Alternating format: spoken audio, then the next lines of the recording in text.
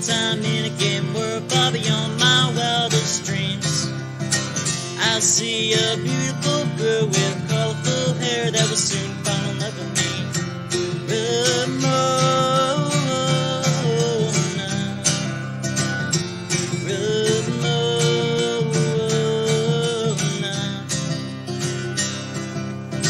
Sometimes it's cold outside, just wanna get under the sheets. Then I see your empty bed and just wanna go to sleep.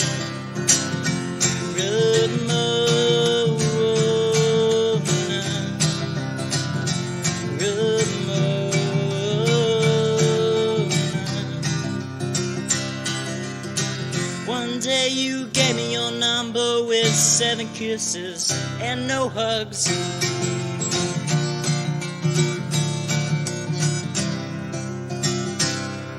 But it turns out there were kisses. There were 7 deadly exes, and I have to save my life from getting beat up.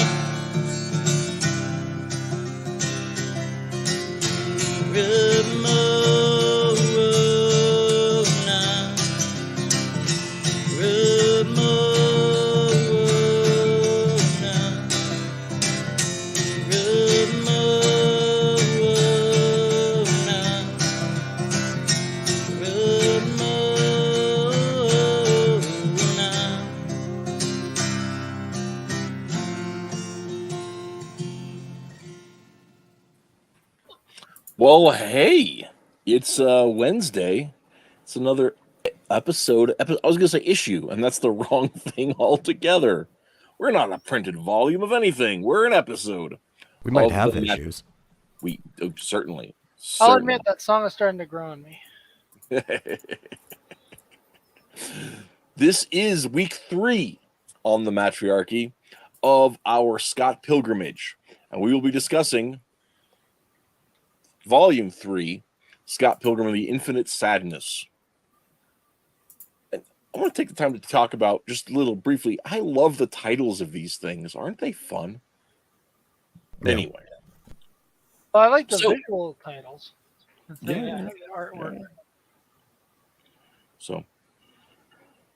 So here's the question. Quick things. What do we all think of this thing? Before we dig into it, look at the story, look at the themes, look at the action. Jokes. This was the first chapter that I could actually say I truly was able to get in and invested and really appreciate the emotional story of some of these characters, including Scott actually playing a real role in any kind of story and thus, seeming relevant, which was great. Right. I mean, for once I was like, okay, there's a story here and I can get into it. Of course, that also makes it so much more annoying at the end when they throw in this last minute fight scene that has nothing to do with the entire rest of the book. Spoiler alert.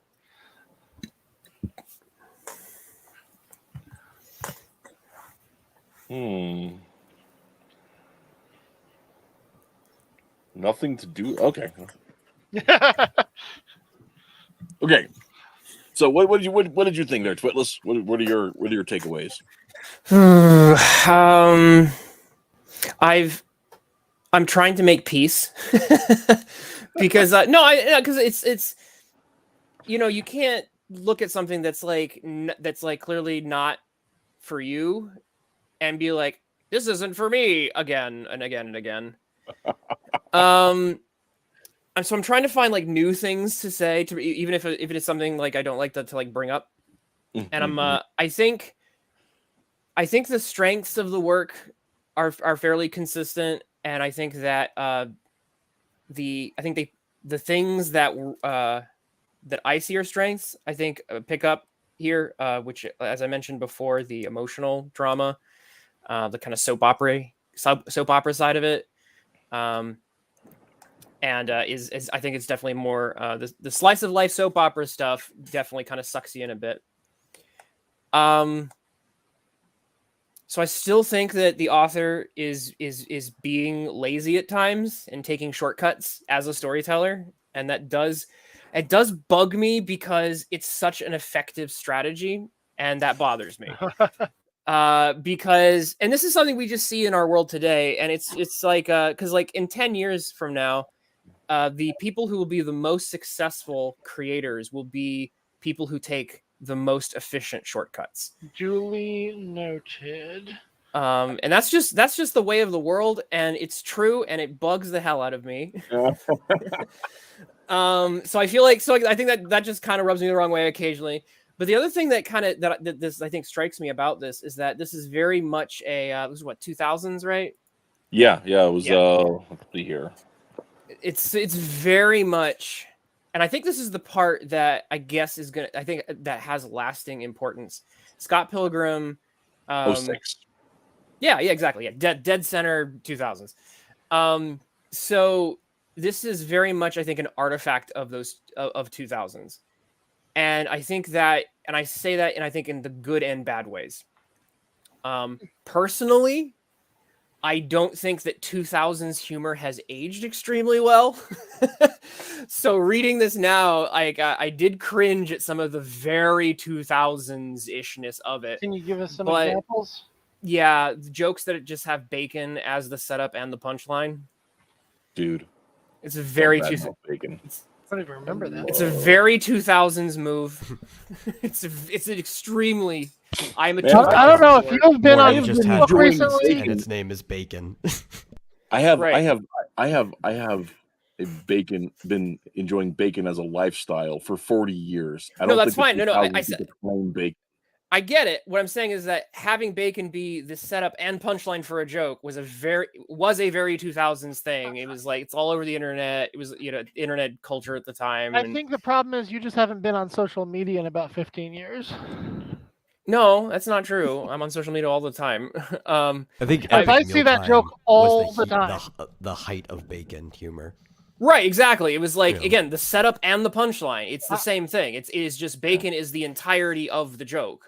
More bacon. Right. I am continually bombarded with bacon jokes, and I don't even like bacon. I'm just saying that, like, a lot of people who I think continue to use that are like, they're channeling this like cringe 2000s ethos that has not aged well, in my opinion. But to again, go back to the point I'm making, like, I think that Scott Pilgrim. I think maybe you're just really bad at eating. What?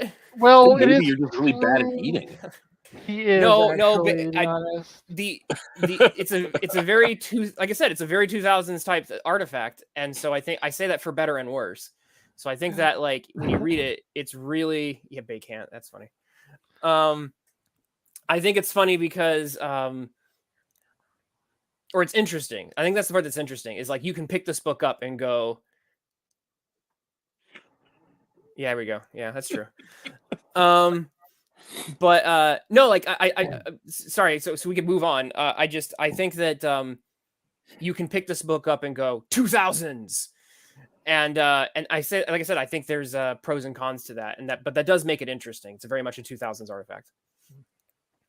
Yeah, I suppose that's probably true. I gotta admit, it's hard for me to see any time period that is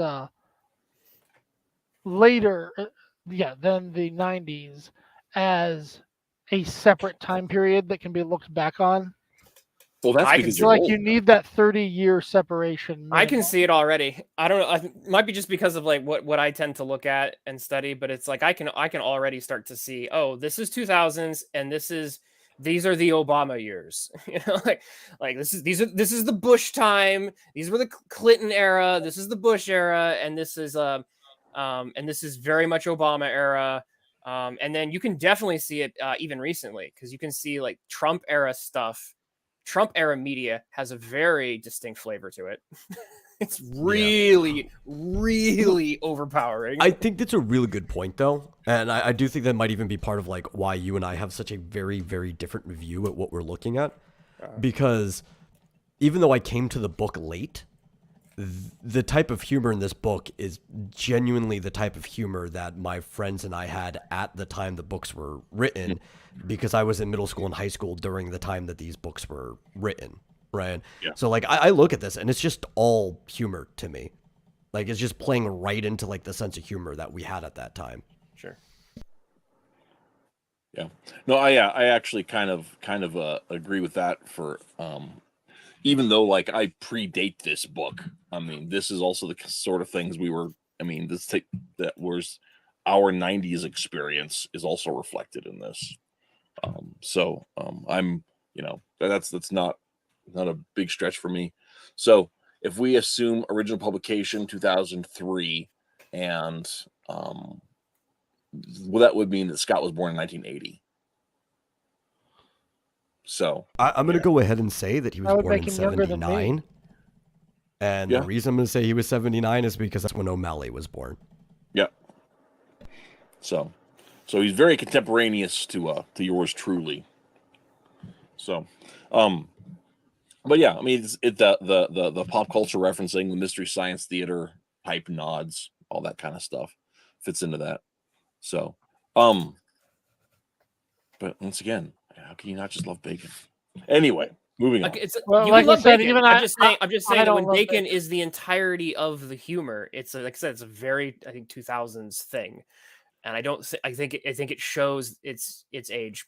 Why don't I currently. remember this particular joke? Because it's not really a joke. Well, right. It's not even. It's I not. need to put this up on the screen. It's not meant to be a joke. Yeah, we'll have to get to that part here. It's kind of it's bacon humor, which is it's never mind. No, it's bacon consolation, and the humor is that bacon is consolation. So It gave me a cringe seizure, but you know. all right, okay. So the story starts at the club where the last one left off. Mere moments later, when Scott has realized that his ex is dating Ramona's ex, and that they have to fight because the Ramona's ex Todd is a really big guy. Also, this is an interesting little side note that I think is curious. The Scott Pilgrim was the name of the book series, was based on a song by a Plumtree, a band. Yeah. But Scott Pilgrim was about a real dude named Scott Ingram that they knew. And so Todd Ingram kind of is kind of comes full circle with all of that. I find that interesting. Well, there's Also a lot really of parallels between Todd and Scott, as we will see when we get into the story. Also really curious, too, this copy that I got from the library there, it says Ingram on the inside cover in pencil, $12. I don't know why. That doesn't make any sense to me at all. But there you have it. I noticed that flipping through it earlier today, and I was like, well, that's the strangest thing I've ever seen. I had to mention it. Okay. So they start at the concert, and then they go in with the band afterwards, and everybody is an absolute jerk to each other, which I found hilarious, especially because Scott's ex, Envy, is really, really a bitch. Like, goes out of her way to say horribly rude things. And I found that really well. First of all, I thought it was funny because I thought it was written in a way that was snappy. But the other thing about it was interesting was that it's so odd how hung up Scott is on this chick when she's just a horrible person. Well, and of course, we see through the flashbacks why that is. In fact, this particular page is the one that stuck out at me. Yeah. And the first time we actually saw Scott seem to care about the pathos of someone. Oh, wait. Whoops. Right. Sorry. You already hit the button.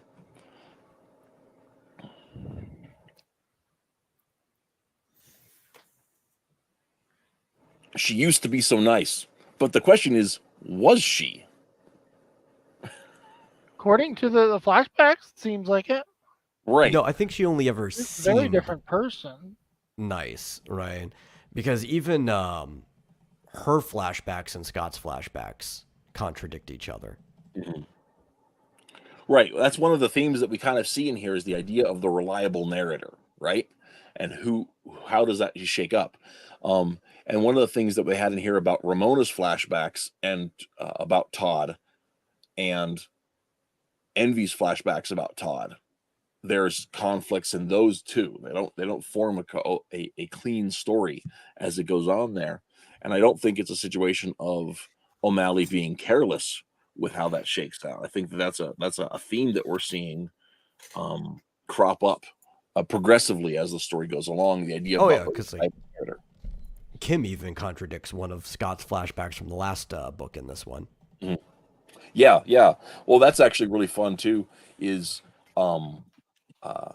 there's a we're getting ahead of it. There's a really fun moment between Ramona and Kim, and I'm not just a moment, but there's a series of moments that I think is really interesting in how that shakes out.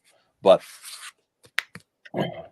we have at they're hanging out after the show, and they go back and talk to the band, and the band's made up of of Todd and Envy, and who is the glasses girl? I cannot remember her name.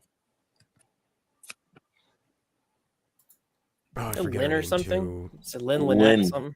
Lynette, I Yeah, think. she has like a weird last name, but she's we also don't know her age. There's a lot of people in here that they don't just give you the age of, they just put it in unknown. So unless like somebody ever spoke their age out loud, you just don't get to know half the people's ages. Mm-hmm. Well, it always feels like they go out of their way to remind you of Knives' age, as if like they need to make sure they're pounding it into your head. Well, it's because it's important. Yeah, it's a pretty significant plot point and all that kind of stuff. Lynette Guycott. There we go. Anyway, but yeah, and well, they have this moment that I was really one of the really interesting things. This kind of goes beyond the scope of the book, but the way the adaptation was done on film, did a lot to minimize like Lynette's role in the the section of the third volume, and she has big glasses and a bionic arm. Neostar from the chat says. Yeah, was anybody true. else completely bamboozled by the fact that she literally punches the highlights out of Knives' hair? I wasn't, but that's because that was a bit in the movie, so I was expecting it. Oh, I did not remember that. Yeah, except it was Todd who did it in the movie. It's Todd who does it, and Todd does the whole "I'm not afraid to hit a girl" on the rock star line at that moment in the movie. Yeah. But he says that later on, like much later at the end of the volume, just before. It's also Neil's best line in the movie, the way he does it, because he's like, he punched the highlights out of her hair. He punched the highlights out of her hair. Well, that's one of the crazy thing about the Neil character, is that just because like the way it's laid out, he has a lot more development in the movie than he does even in the book, and I think he's the only character that gets more development in the movie than in the books. I would probably agree. It's kind of like a joke that he is kind of just like a training wheel, like some extension to their friend group that got stuck on there from before. Because they even point out later when talking about who he is, and then there's some flashbacks. But Stephanie was like their former fill-in. She did like bongos and other random instruments in their first band with Natalie. Right. And Julie even mentions that he was Steph's younger brother. So that's like how Neil got to know them in the first place, was from a former band member. Mm-hmm. Yeah, and I think that's a That's anyway. I think it's interesting that his character in the books it just doesn't really seem to be that dynamic, or other than playing off of knives in that, which I don't know, maybe lost opportunity, but anyway. So they have this big conflict, and they're going to the whole thing. The book predominantly revolves around the need for Scott and Todd to have an all-out fight. And it keeps getting interrupted for various reasons. So it's almost like the It's the kiss in every Hallmark movie. kind of, but more what I'm trying to say is it's like the other volumes like sort of led up to something. The first two volumes sort of led up to something like a big moment. But we have so many starts and stops through this one that are all relating to that idea. What did you guys think that did with the pacing of the volume? Well, I appreciate that the villain in this is actually played off. Number one, he's a total jerk. He actually is someone you want to root against, the villain, but also that he comes off as an arch villain, for whom there are several interactions, and it's building up to a final fight at the end. And one of the things that's interesting about that too, especially in comparison to the Lucas Lee character, is that Lucas Lee's in the book, he's a little full of himself, but he's so is everyone else. He's just I said terrible people doing terrible things. Yeah, but he's wounded, right? I mean, like a lot of Lucas Lee has a motivation about being hurt by Ramona. Right. He's not jealous of he is jealous of Scott, but not in a way that he would be more jealous of Scott than anybody else. It's just he's acting out of hurt. Right. And he's not a terrible guy. I mean, you see him come along around Scott, and he's like, you get almost the impression that if they weren't facing off against each other, that there would be that they could actually find some way to be friends. Yeah, like some type of kinship. Yeah, exactly. Whereas with Todd, there's none of that. There's open hostility entirely. And whereas Ramona would like nothing more than to have nothing to do with Todd or Envy ever again. Todd and Natalie seem to want to be involved with Scott and with Ramona for the sake of watching them suffer. And that's interesting. And I'm not sure that's completely Natalie's perspective, but it definitely plays that way, especially in the first half of the book.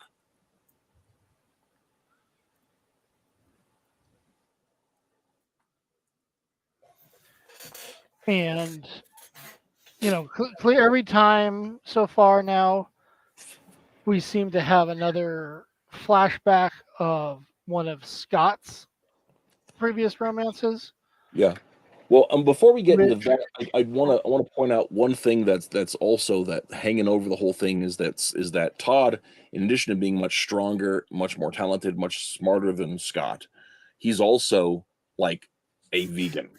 And is Todd smart? Is Todd smarter than Scott? Because the impression I got, I think their IQ is about the same. Right? Yeah, that's the impression I got. So, they're about both equally stupid. Yeah, well, maybe. You're incorrigible. I don't even know what that means. He really doesn't.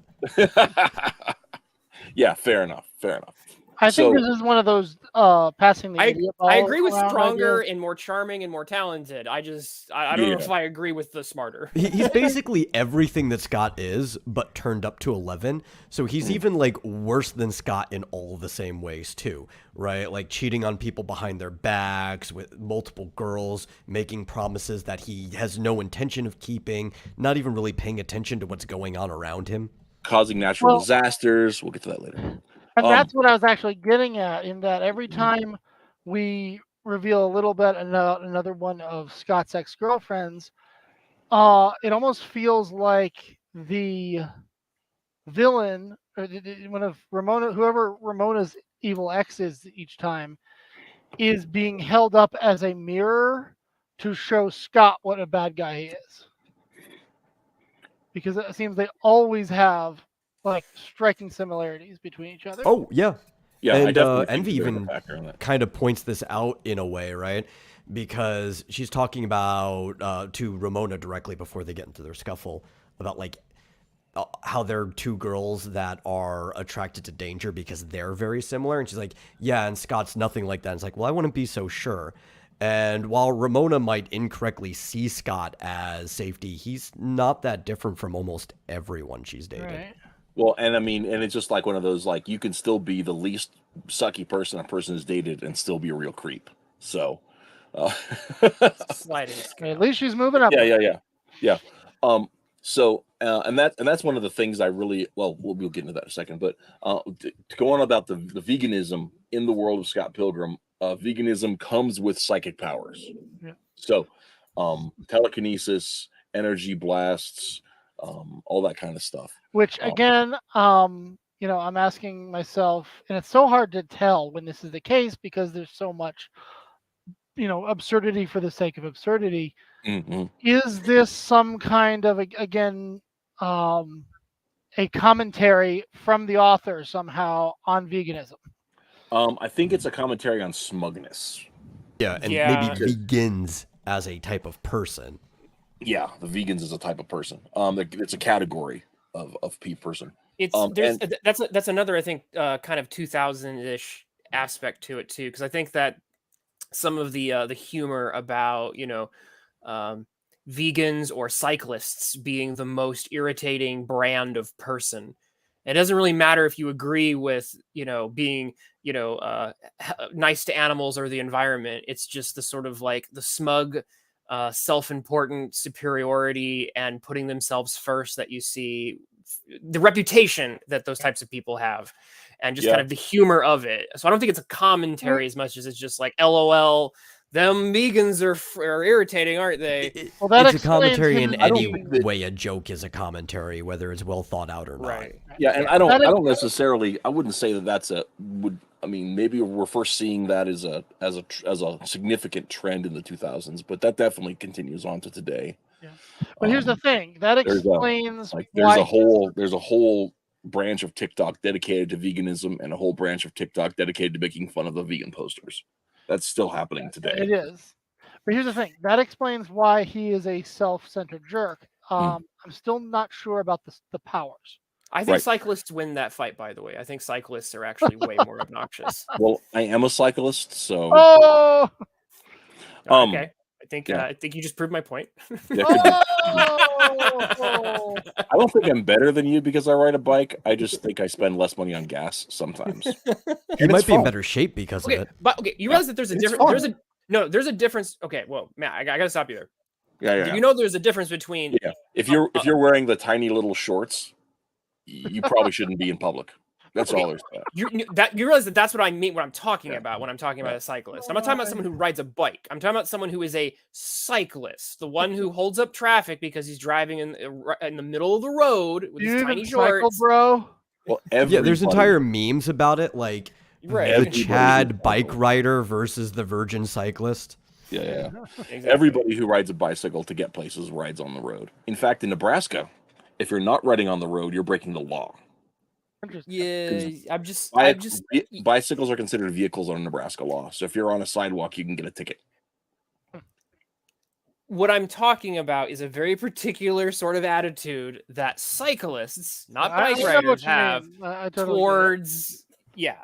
Anyway, let's move on because there are no cyclists in this book. But again, is there a reason that being a vegan would grant him superpowers? It's a race buff in this one. Yeah. So it's not the eating the vegan that does it. He says it is, but we find out later that he cheats frequently on his diet, and it hasn't affected his psychic powers. Yeah, so he's kind of like granted it. It's like the smugness. It's like making fun of like it's a privilege to have the vegan powers by deciding to live that life. You go to the vegan college, and they go take it away from you if you violate their rules. Well, and he manifests powers in high school before vegan college. So. Oh, did he? Yes, because that's when he dated. We'll get to that. Well, I'm sure. But that's when he dates. Ramona is in high school. No. Nope. Hang on. Now, I He don't dated- believe. He dated Envy in junior high and Ramona in college. Or, dang it, I don't remember now. Mm-mm. It was after he went to college, he got back with Envy again and busted the second hole in the moon. Yes. But that was after college. Okay, there's I lost my train of thought. Envy's flashback. Oh, I do believe there is a commentary on vegans, not veganism, in the joke. It's not just a throwaway joke, because there's a couple jokes that bring it up, and it's commentary in the way that any humor is. It's not super well thought out, but you also find out about Wallace's new friend that he refuses to call a boyfriend, Mobile, who is also psychic, and then you bring up, oh, is he vegan too? It's like, no, he's psychic for his own reasons.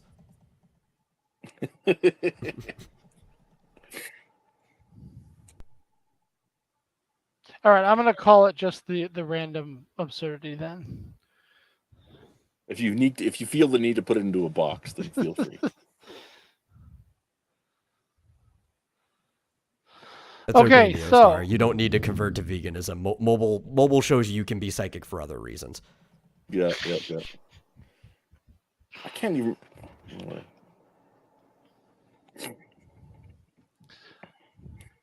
Okay, so moving on. Yeah.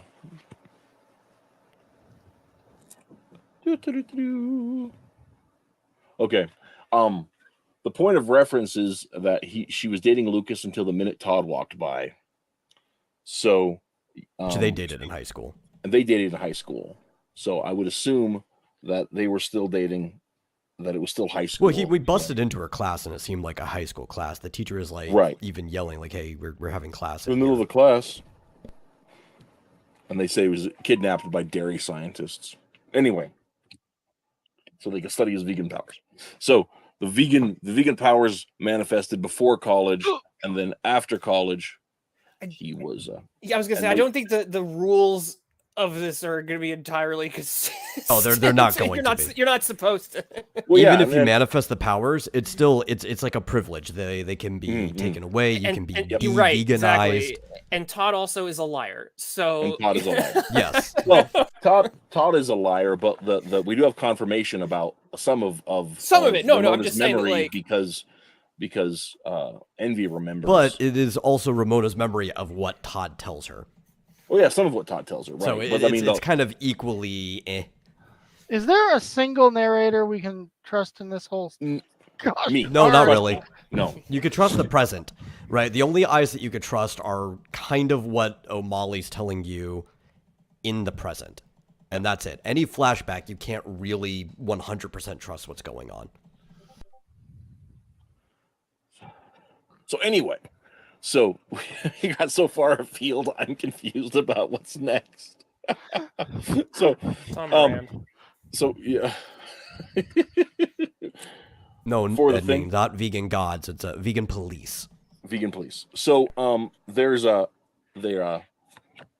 of the things that's really fun in this volume we talked about earlier is that Wallace comes out, and this is one of the things I think is really interesting is that Wallet is of course the gay roommate, but in the first two volumes he seems to really dislike Scott, right? Scott's kind of always in the way. Of course, Scott's living off him, right? So it makes sense on that. Right. But one of the things that is really that I think is really charming in this volume is that Wallace gets lots of opportunities to demonstrate real friendship for Scott, even though they've got this weird, maybe not healthy relationship in terms of the fact that Scott's just being a consumer.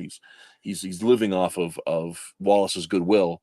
We get to see more positive side of Wallace's goodwill, and oddly, one of those ways is that he and Ramona really get to bond over their appreciation for Scott and their mutual dislike of Natalie, and so that leads to some fun catty commentary betwixt them.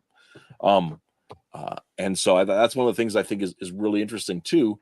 And it also points to one of the things that we don't really see too much in the first 2 volumes, which is another side note is growing, is that Ramona we're getting to see her arc show up in this book, and that's one of the is that we're seeing her reflecting back on her life with some candor. When she goes to reflect on her history with Todd, she mentions that she dumped Lucas and it wasn't good because she wasn't good, and that's something that she's willing to openly admit that about herself. But we also see in her interacting with Wallace and then later on with Kim, we're seeing her develop her own within Scott's group of people, her own group of friends. That these aren't just Scott's friends, but these are my friends and Scott's friends. And I thought because eventually anybody would get pulled into a friend group that was dating long enough. Right, but I mean, not only that, but I mean, the nature of these relationships are such that we're seeing, I think, we're seeing Ramona have opportunities to grow and learn things about herself and everything else too. So it's not just that we're seeing Scott in a position to overcome Ramona's past. Ramona is faced with the need to overcome her past herself, and then Scott likewise has on a reciprocal side of that, where he's going to have to come to grips with his own history. And I think that's one of the interesting aspects about this. That is, to Twitlis's comment from earlier in the day, very soap opera-y. But well, I think the cool part is you can tell the difference in the characters, and also why Natalie or Envy and Ramona are very similar is because they are personally more invested in their boyfriend's past than their boyfriends are, right? Because Envy is directly confronting Scott and also his new lover, while Ramona doesn't want to think about Envy, but knows that this stuff has to be taken care of, and is also digging into like, well, how was it like with Kim, right? So she's actually invested, while Scott's like not invested in reality almost. Like he's just off in La La Land half the time. Yeah, I think that's fair. And then of course, as they continually do in this series, they have to keep cutting back just to slam us in the face over and over again with how emotionally destroyed this poor girl is. At this point, it's her own fault. This point, it's contextualized, and you don't feel as bad because it's like baby's first breakup, and so not only is it something that is like, okay, well, this is your first heartbreak, welcome to adulthood, but it's right. Essentially seen as like this is a necessary step for you to become a woman or a mature person, right? So I don't feel quite as bad. The first almost feel good for her because she got cut off early. Yeah, the previous volume I feel awful for her. This one I'm like, Well, and it's like one of the things too is like after she gets smacked in the face, and she's a huge fan of Clash of Demon Head. I don't think we've mentioned that on stream. And so she's reading Envy's blog, and she really likes their style, and then she realizes that like Scott and Envy used to date, and so like that's a whole brand of awkwardness. And then she gets smacked in the face, right? After this, Scott goes to her and are you okay? And where's Neil and the whole thing, and she mentions that Knives mentions that the only reason she's really dating Neil is because Neil kind of looks like Scott, which is super creepy, and also makes you feel real bad for Neil in this version, right? I don't. It doesn't strike me as creepy. It just strikes me as very normal for a girl her age, which is like perhaps. Oh, no, it's normal. I think from Scott's perspective, he would probably find that kind of creepy if he thought about anything for more than 2 seconds. But I do agree that it is pretty normal. Well, yeah. I mean, it's like I've known like a whole series of people in my life who dated in high school and broke up and ended up marrying the doppelganger of their ex, right? Like that's a real damn thing. In fact, in one case, they're still married. It's been like Wow. 30 years. Better not Well, a say lot the of names people- on air. End No. up like Oh, they- developing a type in their formative years based on Yeah. who they end up dating. So it's very normal for that to happen. Yeah. But one of the things is about that though is with Knives, it's an important aspect to see her develop through all of this too, because she's still showing up to shows, she's still immersing herself in this world, and so like everybody's got to make peace with their past. We Knives needs to too, and I appreciate that that she's still showing up in these things, and we're not being expected to just think of her as disposable, right? That Scott's got, there are real consequences to Scott's actions, for good and ill, and I think that's an important Twitless aspect wants of us to that. know that his connection is really bad today because we just lost him. Oh, okay. Just so everybody's aware that happened. So, sorry, man. Well, let's move on. Let's move on. So, I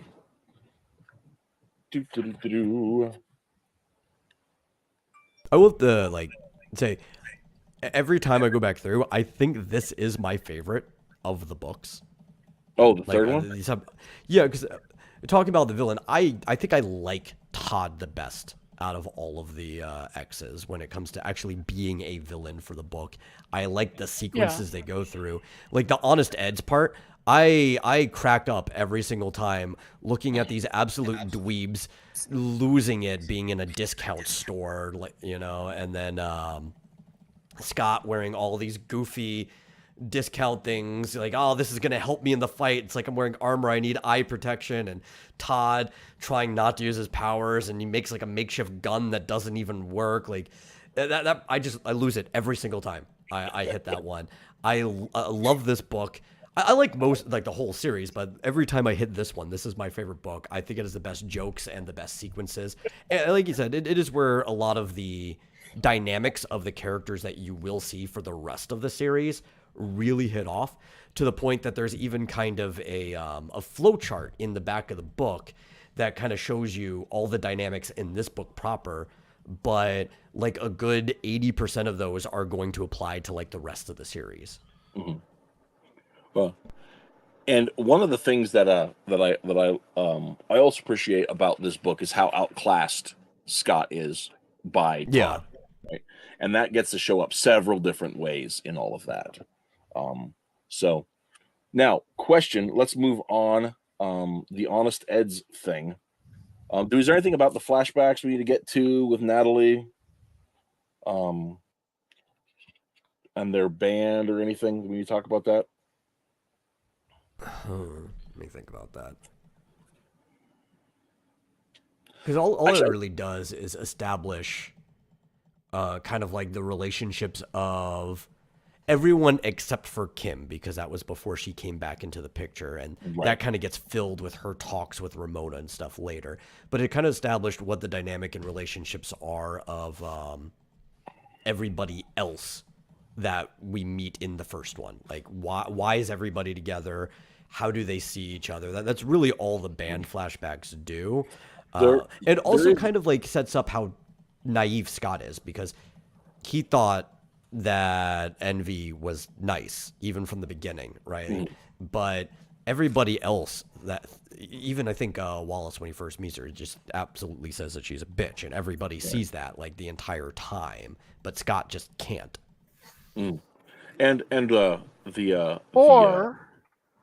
Is Scott blaming him for turning her into one, when in reality it might actually have been Scott who did so? I think that there's a scene, and it's I not. don't think Scott has that level of self-awareness. Yeah, there's a thing. Oh, that's what I'm later saying. on. He is blaming. Sorry, what's his name? The vegan. Oh, Todd? Right. Yeah. I mean, he probably is just because he couldn't see how she was. Right. Like, if he's what dating if everyone someone, else nice. knows her this way because they knew her after Scott already turned her into one? Well, no, Julie Powers was a roommate back in college, and hated her from the beginning. Well, and like Julie hated her and then like loved her when she started getting popular, and because that's part of Julie's whole thing. Shallow. She's in constancy, yeah. Every time I try to infuse some kind of meaning into this story, you guys rip it away. Well, no, I think that I don't think you're wrong. I don't think you're that is entirely wrong. It's just that I think that one of the things is one of the things that defines Natalie's character is that she is discontent, right? And there's the flashback where I'm trying to remember the thing where where Scott goes through the breakup, right? And all that kind of thing. One of the things they have is that they're in bed together and she gets a phone call and she lies about who's on the phone, right? It's just some guy that she knows who calls sometimes, right? And so Scott's like, "Are you cheating on me?" And then never gets an answer, right? And then the next set of segments are they're getting ready Never to be a signed good by sign in a band, relationship. right? Well, they're getting ready to be signed by a band, and Scott doesn't want to sign, right? And they have a big fight over it. And I think one of the things it has is that first of all, this is a question: is the guy calling right? In that scene, Natalie says, "Oh, it's this guy Jacob. He sometimes calls, but we never hear about Jacob again." And I'm wondering if it's actually Todd. And like she's been carrying a flame for Todd this whole time, and so like Scott's just a placeholder until Todd gets back. I think that confirms with the. I mean, I feel like even Todd is just being used by her. That confirms. No, I think she lines likes up with Todd for sure. that lines up with her flashback later. Yeah. So, anyway, so the thing is, so that was one thought that I had, because even like when Scott writes her a song, she's like totally not into the fact that he's written her a song, right? I don't know. I feel like the songs he writes for his loves, I wouldn't be that too into them either. Just saying. Well, yeah, I've written quite a bit of love literature in my time, so this whole thing is starting to feel like a DeviantArt Sonic fanfic. Well, no comment. So I'm sure it's probably influenced quite a few of them, but one of their bands is literally called Sonic and Knuckles. So Sonic and Knuckles. Yep. That's right. And Kid Chameleon is the band that they have with Natalie. Oh, that's right. They're all games. They're all video game named. Yeah. Yeah. So, pardon. Anyway, but yeah, that was one of the things is with my question about is Jacob really Todd? That was one of the questions that I had. Actually, I do need to interject. There is one thing that I can unapologetically praise O'Malley for, and I think it's his taste in video games. I don't think I can find any fault in in the video games he's dropping. Of course, none of those video games are mid 2000s. No, but like in the 2000s, your nostalgia for cool game I played would be 90s or late 80s and stuff. Because some of them still had franchises at that time too. So yeah, that's true. Because this would have been like what Sonic Adventure be coming out around this time, I think. This time you would have already had the port of Adventure 2, like Battle or whatever. Like we would have been past the first Adventure. Like we're 2006, we're already like in the DS age. So where the heck are rings? We've got coins every time he defeats an enemy, but I'm not saying any rings. I think the Sonic reference happens later. Yeah, there's a few different Sonic references, but the whole point of the coins is that whenever you defeat an enemy, you get usable loot to your world, and because they live in Toronto, the enemies have to drop like Canadian money. Yeah, it's an RPG thing because like it's like he's getting like stat increases and stuff. It's rings are usable in Sonic, in like Mobius, not exactly here. And it's useful it's more useful in a he does get an extra life. Not even like a currency either, but yeah, he does get an extra life, and that's an action game power up, as opposed to there's all kinds of different things, right? So like we have some RPGs, but some of them are also like in a beat 'em up way. So we see a lot of the power ups will just give like a flat +1, which you could throw to like D&D, but a lot of beat 'em ups also take that in. Ramona's hammer has like +2 to girls specifically, right? That's a gender bonus though. It's definitely that's a D&D mechanic. Yeah, but it's shared across things, right? Like obviously beat 'em ups would have taken that from D&D because they were doing it first, but Yeah, we you get don't it. really just see it in one genre of games. So, as the plot points go, they're supposed to have a big battle at this thrift store, and they end up demolishing the thrift store because Todd can't control his psychic powers. And so then they schedule another night. That might have been my highlight of the book, because for a hot minute I was like, "Oh, is this going to be the final comeuppance?" And it was like, "No." So the fact that he kind of like subverted my expectations in the subversive thing he was doing, he subverted his subversion. I was like, "All right, that's point O'Malley." So, yeah. So, then Scott and Ramona blow off the next fight, and that's when you get some of the exposition that goes on. And then they're supposed to open for Clash of Demon Head. You know, later on, there's been all this build up, all this exposition, and everybody is nervous. Stephen Stills is puking his guts out in the hallway or in the bathroom. They're at the place. They're at the club or whatever, and and this huge clash of personalities happens, and Envy Adams and Ramona get into this huge knockdown, drag out fight, Which lasts all of like one page. Oh, it's more than one page. I got to count now. Ramona's fights, like I said, it's kind of almost becoming its own trope. But Ramona's fights often are more engaging because of how they play out, whereas Scott's tend to be like, "Oh, it's time for me to have a cop out now." so I'm usually a little more invested in when Ramona's in her battles, because they seem to have a little more dynamism, in my opinion. Yeah, well, I think that is part of the joke that was set up from the beginning, because Scott's the toughest guy in the province, right? But that's kind of making fun of like there's nobody tough in Ontario, while Ramona's actually classified as like an American ninja, so you expect her to have real fights. Yeah, well, so the big fight that goes on between Ramona and Envy, and it ends with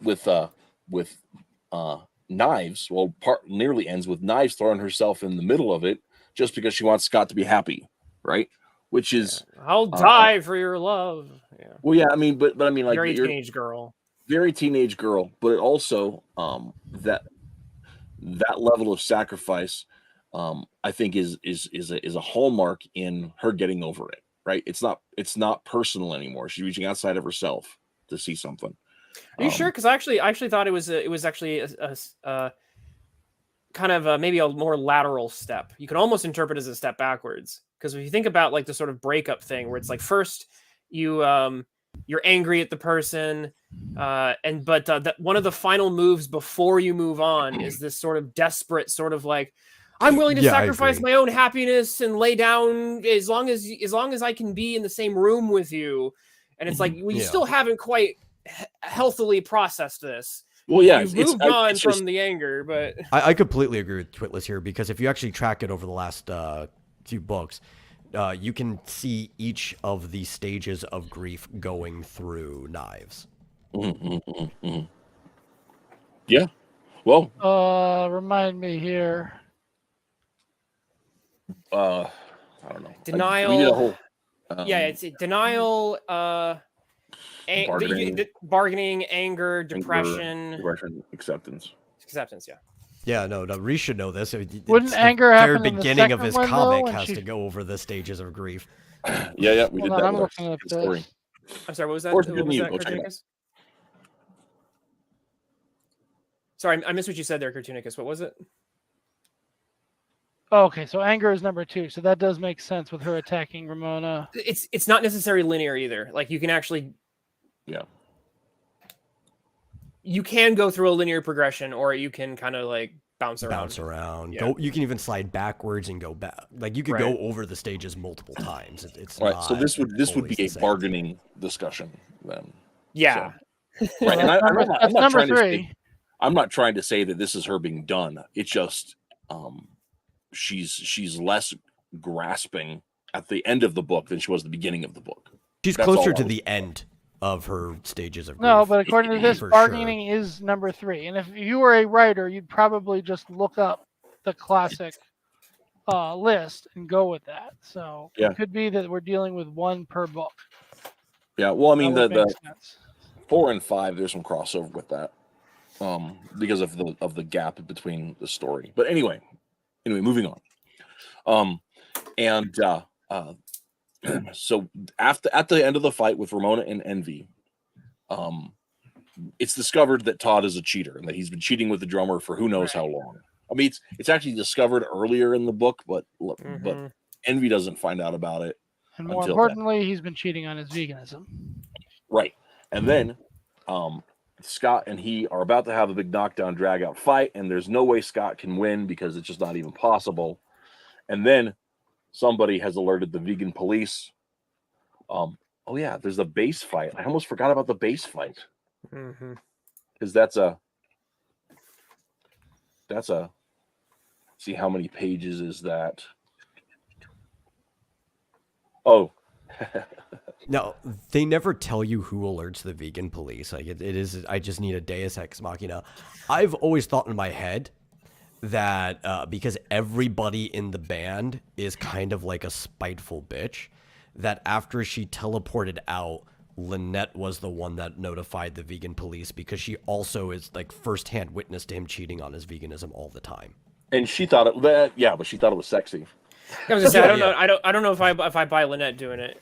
Well, I mean, I think Lynette teleports out when she's been discovered, and she's discovered because Todd's an idiot. So I can see her being mad about that. She also lost her cool prosthetic arm because it didn't teleport with her. I think the veganism police is a funny bit.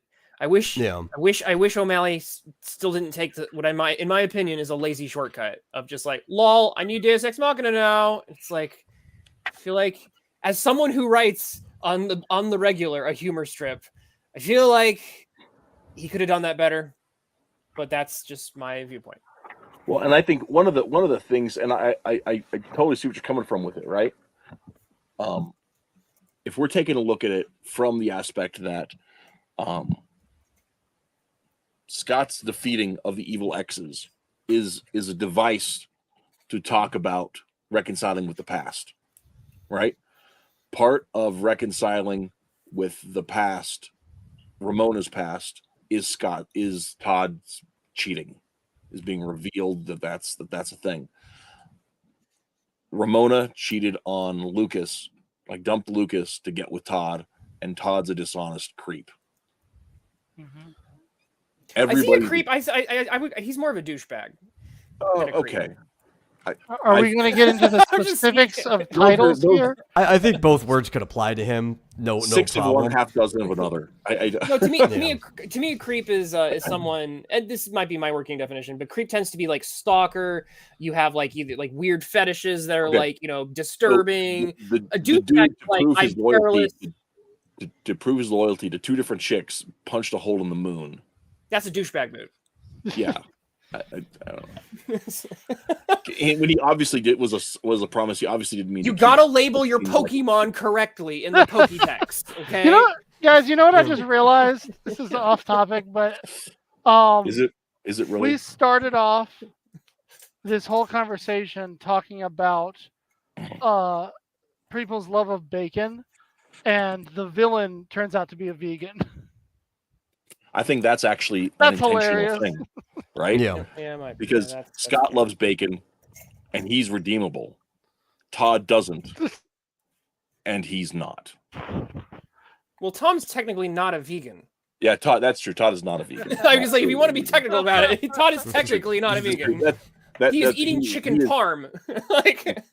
Hypocritical. Wait, doesn't somebody say something about like chicken is a vegetable or something? No, he's like, isn't Parmesan a rodent? Oh, that's God, what they said. that's right. Because the thing is, like, they know what a gelato is because vegans. This is just another joke at vegans as people are kind of like these like typically like upper class kind of like snooty people that pretend to be stinky and poor, right? So they know what a gelato is. But then like you mentioned like literally anything else, like chicken parmesan. They don't even know like these basic things that like everybody else knows about. So I also want to take a little bit of shout out to talk about Crash and the Boys, who become the Boys in Crash in this volume. Crash the Boys were one of the bands from the first volume, and in this volume they've evolved. They've practiced so hard they can control sound with their mind, and Which is a cool power. which is awesome. And they come out to aid Scott in his battle against the wicked bass riff. They're the Wicked bass second. riff. They're the first Deus Ex Machina, I think, that shows up. Yeah, because Scott's just so outclassed, right? And so, but he has to be able to defeat them, and that's just it. He's totally outclassed, and so suddenly the vegan police show up, and they unvegan his powers, and then he's easily defeated with a headbutt. Now, am I crazy, or do I remember in the movie the headbutt just coming out of nowhere and being the end of it in like 5 seconds? No, Yes. It was set up the same, basically, right? Really? He even had like a Why is that quippy- the only thing I remember? one-liner there's- right before it too, and then he's like, "What?" and then he gives him the headbutt. I don't remember any police. I don't remember any Yeah, the fight. vegan police show up. One of them is a famous guy. I can't remember his name right now. It'll come to That's me later. crazy. Yeah, it's a guy who's known for playing cops on TV, but I can't think of his name at the minute. Yeah, All I I'll just be remember- like, Keith Giffen just died. "Oh, The music producer, Comic book creator. Guy Oh, who that made one. Lobo That's and Rocket Raccoon. He Brian. I'm died, thinking of Brian Geffen. Sorry. Yeah. Wow. he Jeez. died yesterday, apparently. Wow. I think wasn't he one of the ones who was like who had like the crowd funds or GoFundMe's for his health? Is he one of the think so. ones who was having some health issues there? I'm not sure. That's crazy. That's sad. I mean, yeah." And just- Sorry, But didn't mean anyway, to. in the movie, the segment it's set up, but it happens much quicker, and the everything boys in happens Crash, quicker because they have Yeah, to. and Right. and the boys in Crash aren't there in the movie. No, that's because they were killed in the first battle of the bands by Matthew that's Mattel's right. fireballs. Yeah. That's right. That way they didn't have to juggle those characters for the rest of the movie. That was Well, like talk a about conscious lazy decision. writing. Yeah. Well, I mean, yeah, the movie. Well, they were just- never killed in the comic, just the movie. Yeah. That's what It's I the mean. Yeah. But But yeah, pretty much everything except for the Crash and the Boys part and Honest Ed's. Like everything else was kind of just squeezed together in a single encounter with Todd in the movie. So they still did a good job of paying homage to it, even though like the Honest Ed's part is probably my favorite part of the whole book. yeah. If I can bring up, I'm going to bring up one minor critique, Mhm. which is fairly minor, but I do think it is something that to pay attention to for books like this. It's around this point in this volume where I start getting lost in the cast, and I'm getting even more characters that are very similar to each other getting like thrown at me, and I am getting a little lost here and there. Now, some of the characters are like they stand out really well. Like Ramona stands out really well. The X's, obviously, Kim and Envy. But once you get down to the secondary tier of You have, like kind Holly, Sandra, Monique. yeah, you mentioned all those. I'm like, I have no idea. Well, a bunch you of them are Kim's roommates. Right, but it's I'm just saying that like this is and this is one of the things Holly that works at the store with Kim. Sandra and Monique were the friends That's at the party that everybody knows that they're not Kim's roommates, but she knows them and hangs out with them sometimes. Right. I'm just saying that like what's interesting is that like this is some in superhero comics. One of the things that has helped us for decades and has even become a crutch is the fact that it's really obvious when you have a cast of superheroes who's who as long as they're in costume, because they are drastic. And comic book artists, right, aren't necessarily known for extreme fidelity and creating nuance in human figures so that you know exactly who these characters are. So the costume can do like most of the heavy lifting. Well, You got to be careful in drama comics, and I've noticed this in manga as well, because when you start drawing a whole bunch of... I think this is the manga influence, because a lot of manga has like cast bloat. I was about to say that this is how I feel about anime. Well, it depends. Let's see, like a talented slice of life will be able to be like, okay, I'm going to make these characters very distinct. But some who are not quite as talented, it's like, okay, here's Japanese Squirrel Girl number 37, and I'm supposed to know she's different because she parts her hair, and the artist is not doing a good job. Or she has like this one hair clip or something that's supposed to make her distinct from everyone. But it's also a case of bringing in 47 different characters and not really developing half of them. You know, they all just kind of hang around. Storyteller said, yeah, same face syndrome. That's exactly what I'm talking about. Which happens a lot in cartooning too. Like even worse than most manga styles that you probably see. O'Malley has a heavily cartooned style where a lot of faces are shaped the same. Just like I say, it's a minor critique. I'm just mentioning it as I'm reading the volumes. I'm in volume 3 and I'm like, oh Lord, they're throwing names. And I'm like, who are you again? And that's what I mean. They're not. It's not about the art so much. They're not developing the characters enough and making them part of the story. And then suddenly it's time to work with one of them. He does have a little calling card every time a character is kind of like reintroduced, so you can kind of take a little shortcut. It's not the best thing. True. It doesn't solve everything, but it helps. Well, and I think one of the things I noticed in going over it too, the most irritating aspect about that to me specifically was Ramona.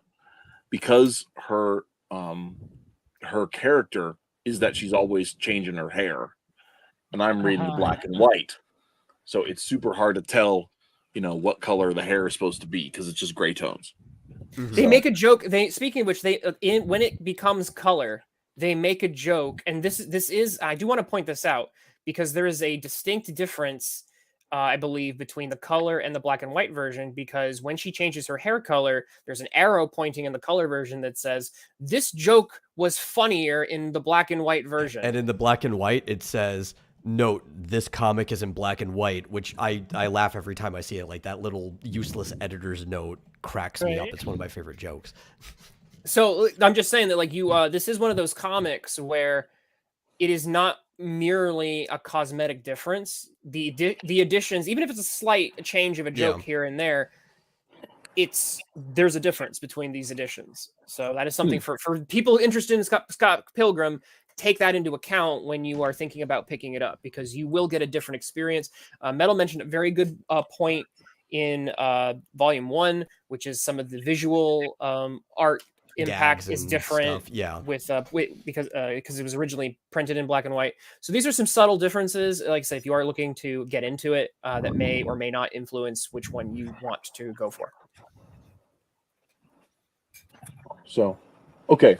Well, I think that's probably everything that we'd want to go over today. There is one thing, and I can't find it again. Oh, well. I'll maybe look for it later.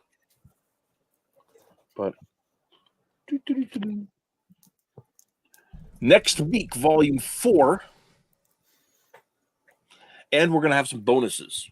So there's we have to squeeze in some bonuses that we should have had this time, honestly. Probably at the end of things. So there are a couple of bridging chapters that were published after the main volume was done, and some of it ends up in the movie too. So we will go ahead and run into that next week.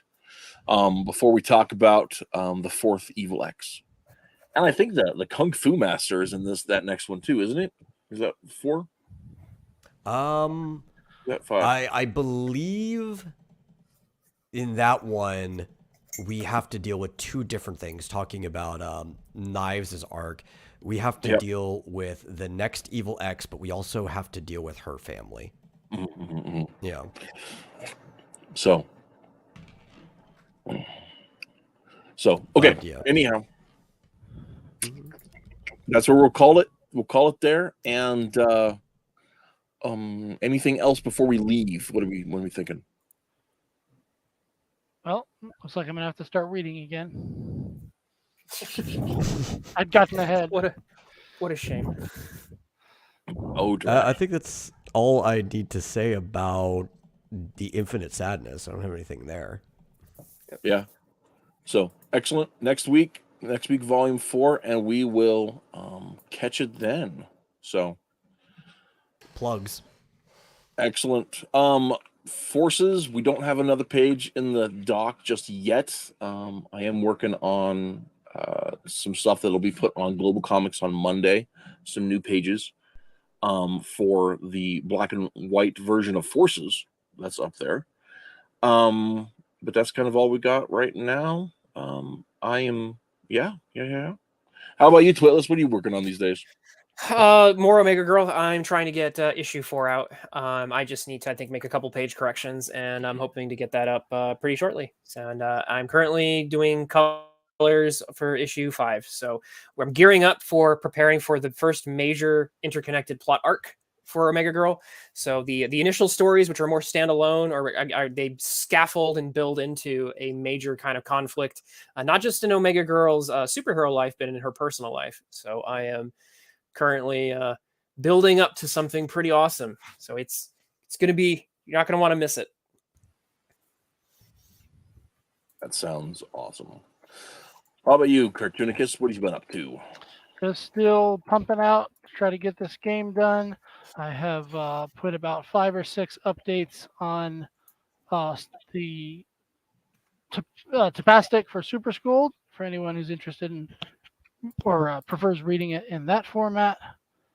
And of course, we are probably almost getting done with chapter 10 here. I'm assuming only a few more strips to go. Would I be right about that, Twitless?